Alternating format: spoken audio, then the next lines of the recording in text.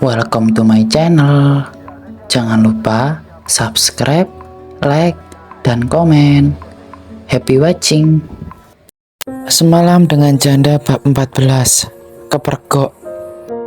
Nyonya Farah mencoba menurunkan emosinya yang sudah menggebu-gebu.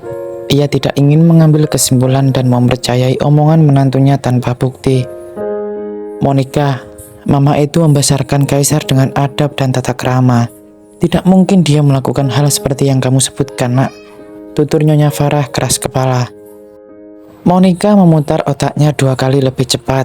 Ia harus bisa memenangkan hati ibu mertuanya dan membalaskan dendamnya pada Ana. Memangnya Mama pernah lihat Kaisar pulang belakangan ini? Enggak kan, Ma?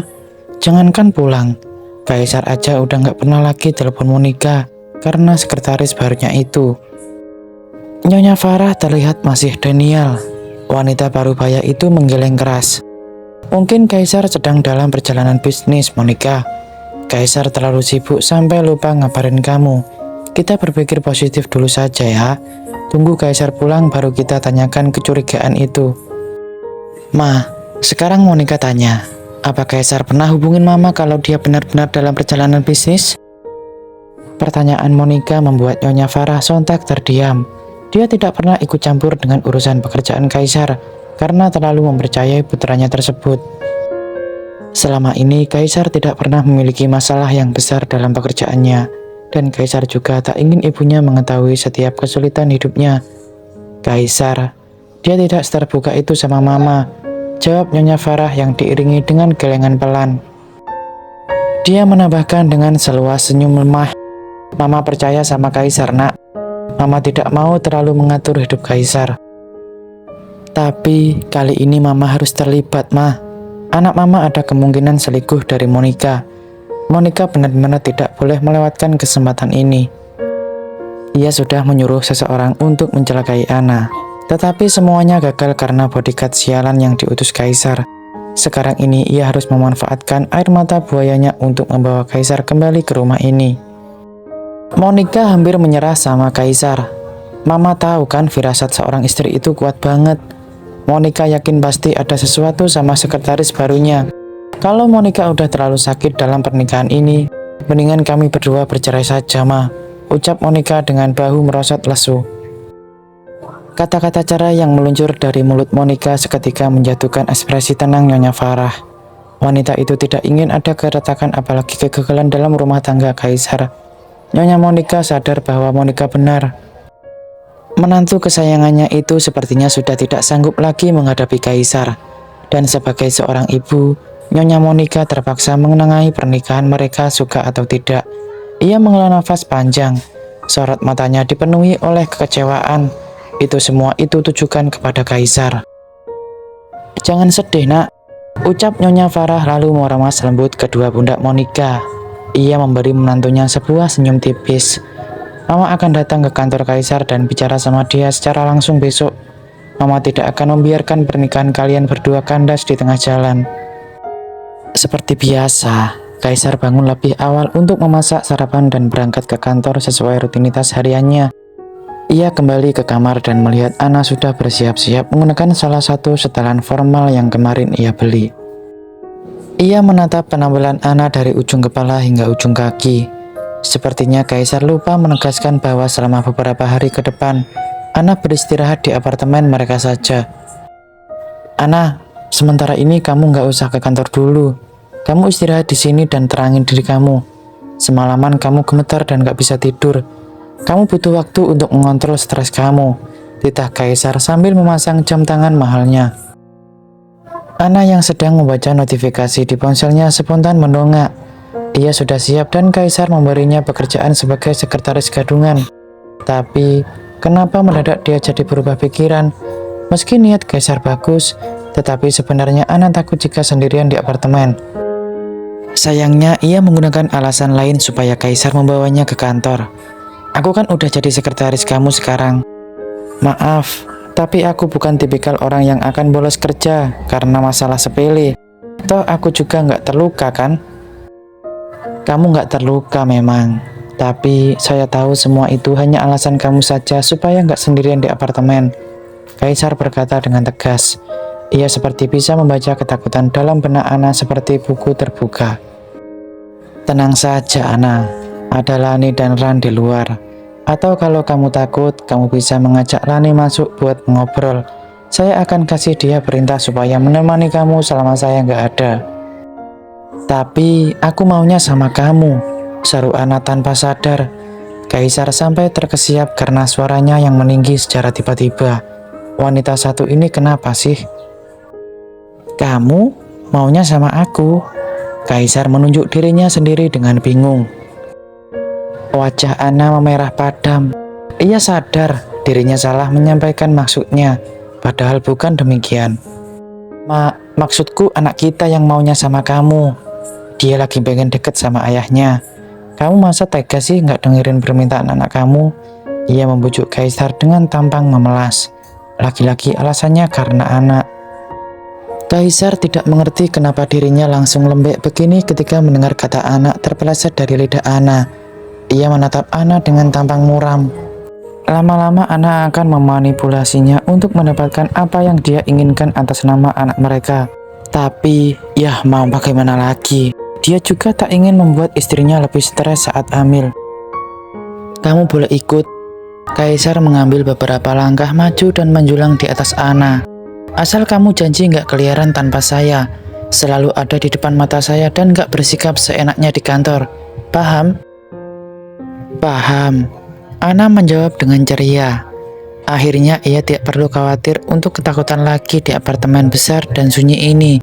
Dan kamu nggak perlu khawatir kok. Aku bukan anak kecil. Kamu bisa awasin aku kalau kamu mau. Kaisar mengangguk puas. Senyum samar terukir di bibirnya. Bagus, kalau begitu ambil tasmu dan kita berangkat sekarang. Setelah acara negosiasi Ana yang mencapai keberhasilan itu, mereka berangkat juga ke perusahaan yang berjarak lumayan jauh dari apartemen mereka. Ana duduk dengan rileks di samping Kaisar di bangku penumpang belakang. Sementara Kaisar terus memperhatikan Ana dan terkadang beralih ke perutnya yang masih rata. Ia bisa merasakan kasih sayang untuk anak di dalam perut istri keduanya itu. Dan Kaisar berusaha sekeras mungkin menahan diri supaya tidak menyentuh perut wanita itu. Sesampainya di kantor, Kaisar langsung membawa Ana menaiki lift menuju ruangannya di lantai teratas. Banyak orang kantor yang memperhatikan dengan bingung. Mengenali Ana sebagai wanita biasa-biasa saja yang kala itu datang ke kantor Kaisar.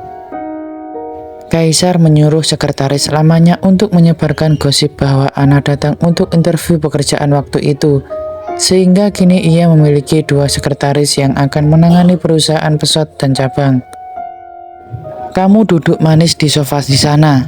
Kaisar menunjuk sebuah sofa di sudut ruangan dan melepaskan kancing terbawah jasnya saat duduk. Kamu boleh ngapain aja, pokoknya jangan ganggu saya yang lagi kerja.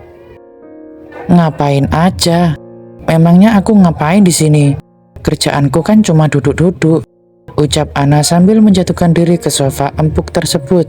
Matanya melebar takjub karena sofa bludur itu ternyata empuk juga. Ia melompat-lompat kecil di atas sofa tersebut dan pemandangan itu tertangkap oleh mata Kaisar. Awas saja kalau kamu berisik, omel Kaisar sebelum mulai memfokuskan diri pada pekerjaannya.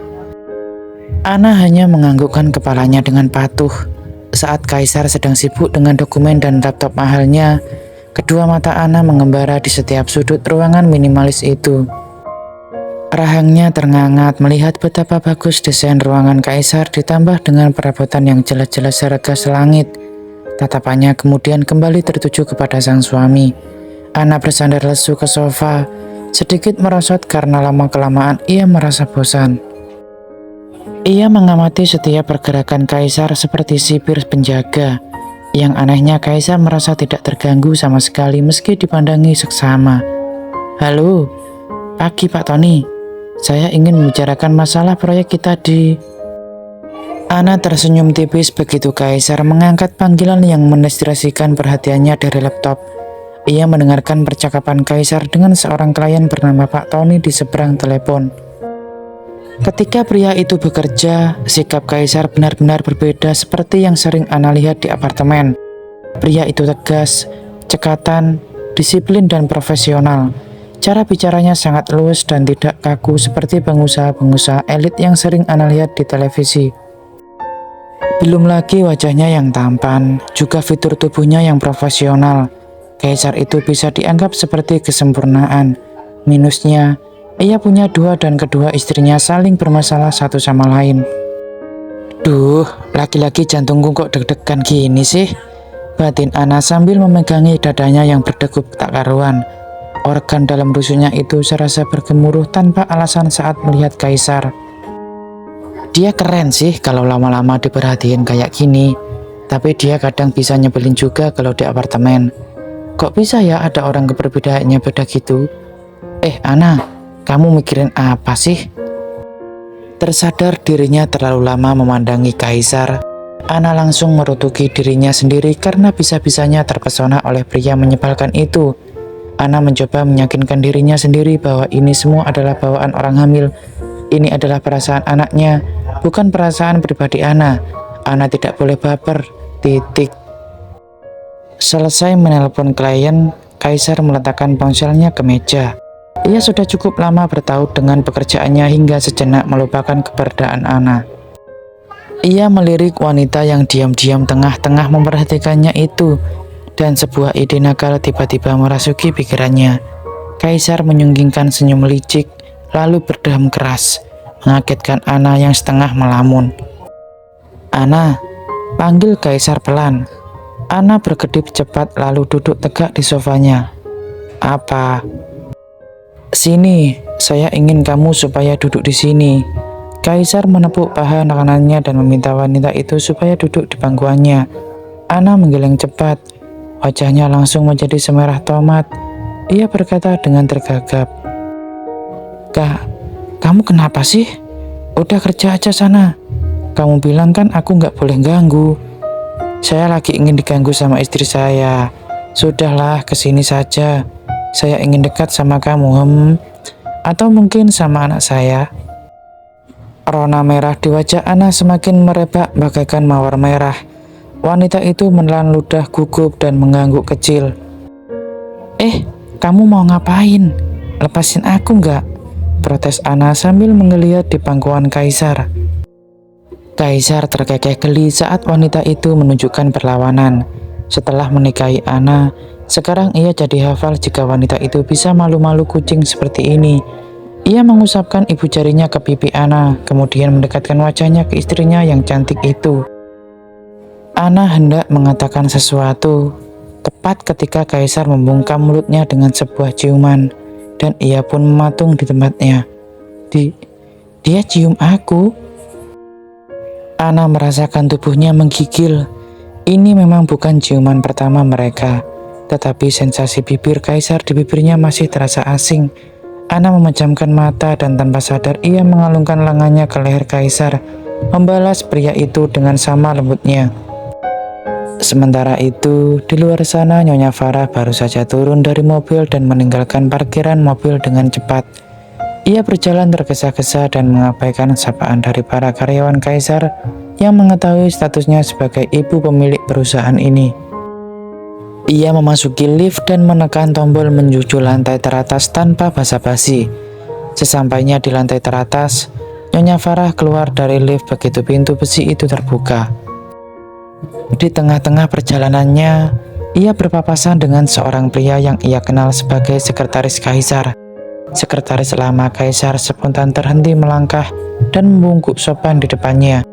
Pria itu tersenyum ramah pada Nyonya Farah sambil menggendong setumpuk dokumen di lengannya. Selamat pagi Nyonya Farah. Saya tidak menyangka Anda akan datang ke perusahaan ini. Ingin menemui Pak Kaisar. Sapanya dengan santun. Nyonya Farah mengangguk sekali. Ekspresinya terlihat tegang. Iya, ada yang saya bicarakan dengan Kaisar. Tapi sebelum itu, ia mendesah pelan dan melemaskan punggungnya yang sejak tadi kaku. Emosi sedang berkecamuk di pikirannya saat ini. Saya ingin tanya lebih dulu sama kamu. Apa benar Kaisar punya sekretaris baru? Seorang wanita bernama Ana. Tanyanya penuh selidik. Untuk sesaat, sekretaris lama Kaisar terlihat gugup. tapi ia mengangguk juga akhirnya. Iya Nyonya, saat ini saya sedang fokus membantu perusahaan cabang Pak Kaisar. Itu sebabnya Pak Kaisar membutuhkan satu sekretaris tambahan. Baiklah, terima kasih. Kamu bisa kembali bekerja sekarang. Saya akan langsung ke ruang Kaisar. Permisi.